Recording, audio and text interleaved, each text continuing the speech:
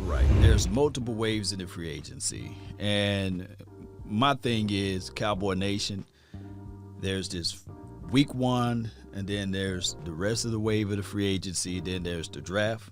And then after the draft, there's this massive wave of veteran free agent guys that's out there that you can get probably for dirt cheap.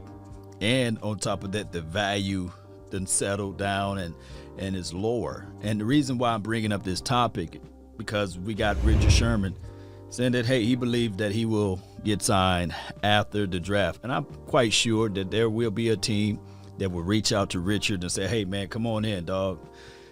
Our draft pick didn't pan out right. You know, they got arrested, or they couldn't adapt to the NFL life, or there's a crazy injury that occurred.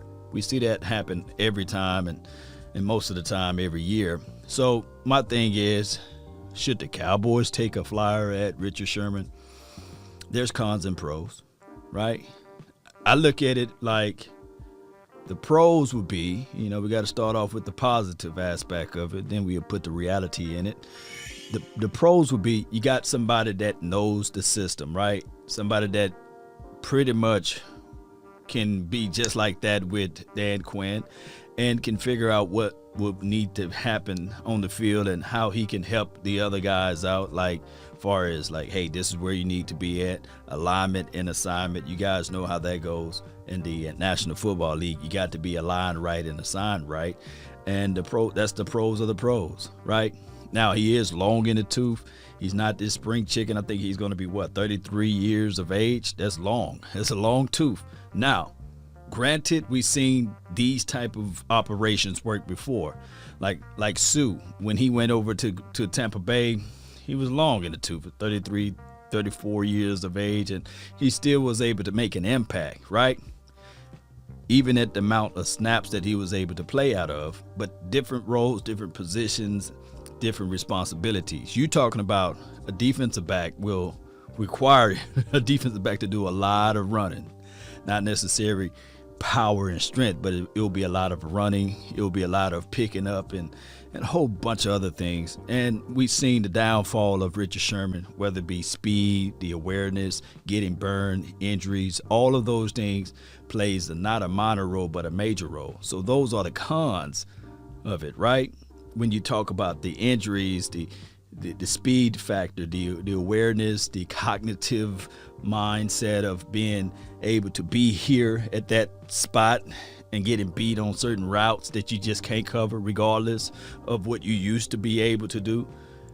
Now, I say all of this to say that Richard Sherman is not the only veteran guy that will be available after the draft.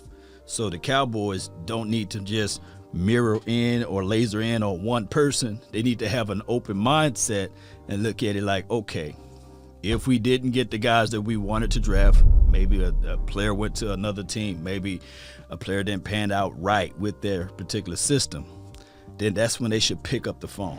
That's when they should call around and say, hey, come on in. We got a cup of coffee waiting for you. Let's see what you are able to do, regardless of whether it's Richard Sherman or not. Good teams figure out ways to still evaluate their roster, figure out ways that they can turn, will, and deal. And the proper way would be week 1, week 2, week 3 of the free agency to bring in somebody that's a proven commodity. But by it being the Cowboys, we kind of wait to the last minute. It works for some teams. It's just not working for us. Now, the Cowboys got to look into this particular draft. I believe that the DB room, that's cornerback and safety, is thick. There's a lot of DBs out there that can probably fit well into this cover 3, cover 1 type of scheme, more so cover 3. I'm thinking that the Cowboys should double dip, make sure that competition is so thick and heavy so that when that time come around, that you would not be looking into a veteran guy for veteran help. You will probably lean on the KZs of the world who got like 1 or 2 years of contract here, and maybe they can be that bridge guy. Now that you got that, you can probably lean on a Neal who's going to be playing around the box, who's going to play the weak side linebacker.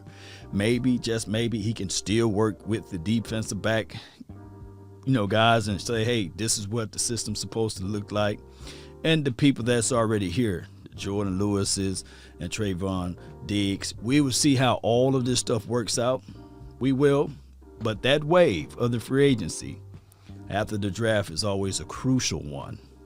Now, there's one more wave after the draft, believe it or not, and that wave will be after week 1. That's when you can bring a veteran in, and none of their contracts will be guaranteed for the full year. Sometimes Cowboys would like to play that game, or other teams like to play that game of sitting back saying, okay, all right, cool. We'll bring you in, but it will be after week 1. So, like I mentioned before, I said that the Cowboys still might call Malik Hooker. They still might call other guys that's on their list that can play this particular scheme and say, hey, remember we interviewed such and such day? We really, really would like for you to consider the Cowboys, and this is what we are offering, right? And that's how negotiation goes.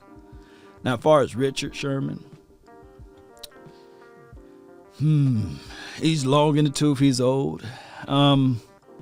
Looking back at his film, I would like the brain of Richard more so than the athleticism of or the ability to play of Richard. I would like to have the locker room presence. I would like to have that, how to prepare for a game. I like to have that on my side opposed to any other thing. Now, will he be a progress stopper? If the Cowboys do this thing right, then the competition should separate said player on the field. I love to have Reggie Robinson to pick up Richard Sherman traits or skills and these sorts. I would love to have Richard Sherman to teach and coach up Trevon Diggs, right? Because I know for sure that these guys like Joe Witt Jr., Dan Quinn, they can only say so much, right? Richard actually played the game, so he should be able to pour upon his information, his knowledge, as long as it's not to be, okay, I want to start type of situation, but more so, hey, this is what you need to do, this is where you need to be at type of groove. Kind of like Sean Lee. Y'all let me know if Sean Lee's still on this team. Is he back for another cup of coffee? I think that Sean Lee should be one of those guys that's more so teaching and telling people where to be at lineman assignment, but not on the field, if I can make any sense out of that situation to make it comparable to a Richard Sherman, right?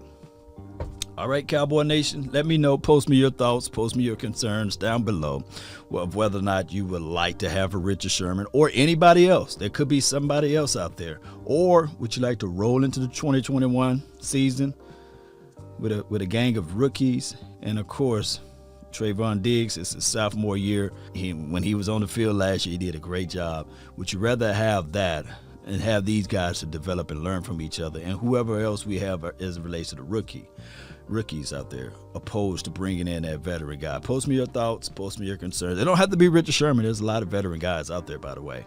You don't have to be Richard, but post me your thoughts, post me your concerns down below.